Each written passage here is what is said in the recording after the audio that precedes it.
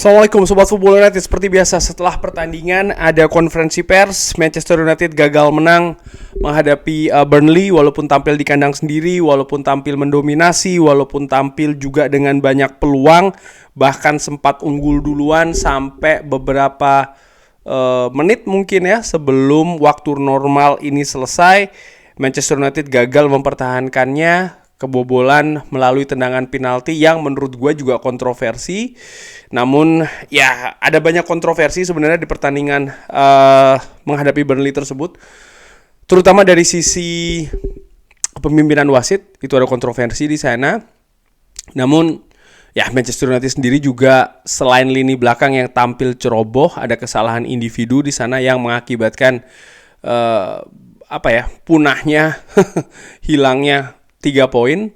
Tapi juga bagaimana lini depan Manchester United yang memiliki banyak peluang sebenarnya, utamanya di babak kedua, tapi hanya bisa menyerangkan 1 gol. Oke, langsung aja Erik ten Hag ini mengakui kalau dia frustrasi ya dengan sisi Manchester United yang kebobolan penalti di menit-menit akhir. Oh ya, seperti biasa ini gue ambil dari manunited.com. Manchester United sebenarnya unggul duluan di menit ke-79. Coba yang di menit ke-79 ya, ini kan berarti kurang lebih kayak 10 menit sebelum selesai. Tapi akhirnya diintervensi kemenangan tersebut dengan keputusan VAR yang memberikan penalti, dan akhirnya Zeki Amdoui menyamakan situasi. Oke, Erik ten Hag, bukan hasil yang kita inginkan. Tidak, tentu saja tidak. Tentu saja kita sangat kecewa ya. Jika saja di periode yang lebih panjang di pertandingan, ketika Anda mengontrol dan juga mendominasi pertandingan, lalu Anda menciptakan banyak peluang dan membuat atau menempatkan diri Anda di posisi kemenangan, tapi akhirnya Anda melepaskannya, Anda menyia-nyiakannya, Anda membuangnya, menurut gue ya, kemenangan yang sudah di tangan tersebut. Sangat membuat frustrasi. Sisi kita sebenarnya sangat kuat ketika memulai pertandingan, tapi di bagian kedua di babak pertama kita kehilangan kontrol. Kita kembali lagi ke pertandingan di babak kedua ya, dan kita memiliki banyak peluang bagus, tapi juga Andre Onana menyelamatkan beberapa kali. Di babak kedua lagi-lagi ini menjadi milik kita dengan banyak sekali peluang, tapi Anda bisa katakan ya, akhirnya kita membuang pertandingannya, artinya kemenangan yang sudah di tangan. Sangat membuat frustrasi. Ini seharusnya tidak terjadi. Lagi-lagi kita menempatkan posisi kita di keadaan kemenangan, dan ini merupakan situasi mungkin yang paling sulit di pertandingan sepak bola, dan di banyak tahap dari pertandingan di mana kita sebenarnya melakukannya dengan bagus. Lalu akhirnya kita seharusnya bisa mendapatkan 3 poin dan clean sheet, tapi lagi-lagi kita membuangnya, dan ini sangat membuat frustrasi. Ketidakberuntungan, ya ini merupakan sesuatu hal yang tidak beruntung. Kita tidak beruntung dengan wasit di beberapa pekan sebelumnya.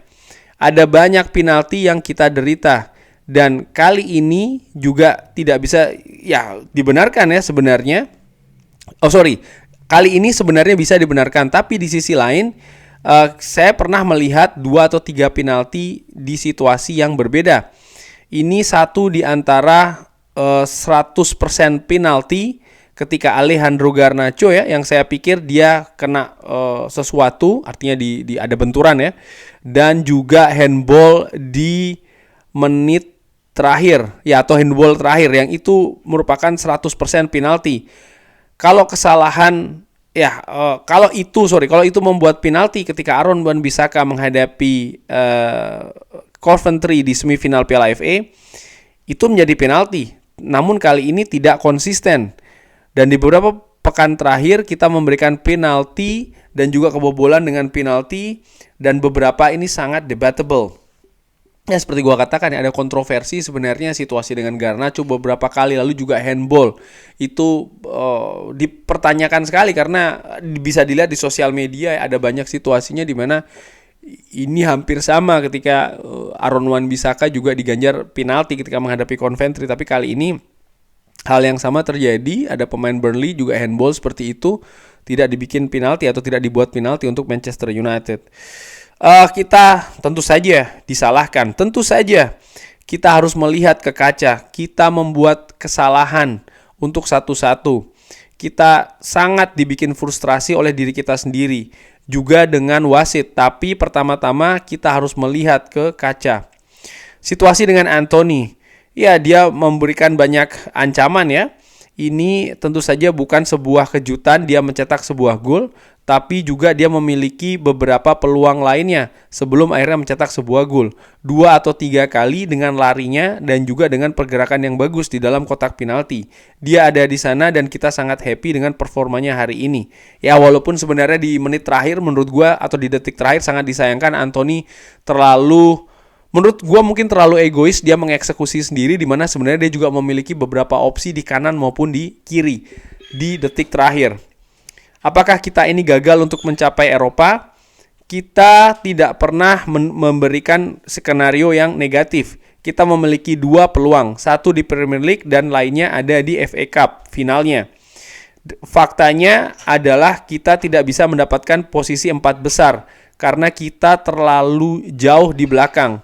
Kebobolan penalti yang sangat debatable menghadapi Chelsea, Liverpool, dan hari ini lagi-lagi itu adalah kehilangan 7 poin. Ini terlalu banyak, khususnya di tahap ini, di musim ini. Ya, bukannya kalau menurut gue sih ya, bukannya mengharap wasit memberikan penalti atau seperti apa. Tapi yang jelas konsistensi kepada keputusan. Manchester United juga sering kebobolan penalti yang menurut gue debatable. Dan kali ini ketika situasinya berbalik untuk Manchester United, ternyata keputusannya berbeda. Dan menurut gue ini bukan sekali lagi ya berharap mendapatkan penalti. Kenapa kok kemenangan harus dengan penalti? Bukan, karena Manchester United juga banyak kehilangan poin karena penalti yang diberikan secara debatable, secara kontroversi untuk tim lawan. Secara keseluruhan menurut gue ya Manchester United tampil mendominasi. Memang ada periode terutama di babak pertama di periode kedua ya 20 menit terakhir di mana Burnley itu mendominasi tapi Manchester United mampu bertahan dengan bagus termasuk juga Andre Onana. Tapi di babak kedua menurut gua situasinya ada pada lini depan Manchester United yang tidak bisa memaksimalkan peluang. Erik ten Hag melakukan perubahan ya dengan mengganti Kobbie Mainoo, dengan mengganti Rasmus Højlund dengan Amad Diallo dan juga Scott McTominay. Ada beberapa pertanyaan tentu saja terkait dengan pergantian tersebut, tapi Manchester United bisa mencetak gol setelah pergantian tersebut dilakukan. Artinya secara squad ya, secara kolektif ya ada peningkatan. Manchester United berhasil menembus pertahanan Burnley yang coba terus dibongkar sepanjang babak kedua. Namun lagi-lagi ini yang gua nggak ngerti, kenapa bisa dengan sangat mudah melakukan kesalahan ya.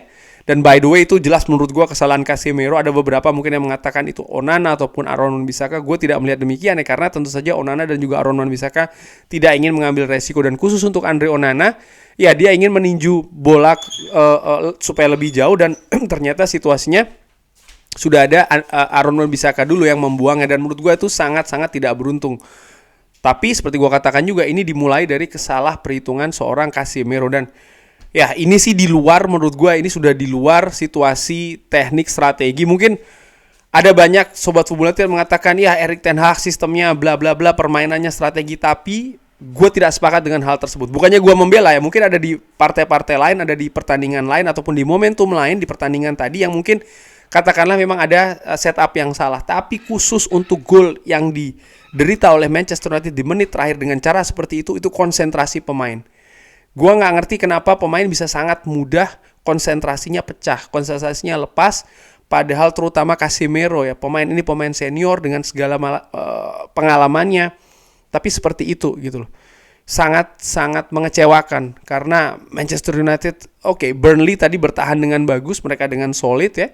Ada beberapa ketidakberuntungan juga, bagaimana eksekusi dari Manchester United mungkin tidak tepat sasaran. Kiper dari Burnley juga menurut gua tampil oke. Namun setelah Manchester United berhasil bahkan 10 menit terakhir, ini membuktikan bahwa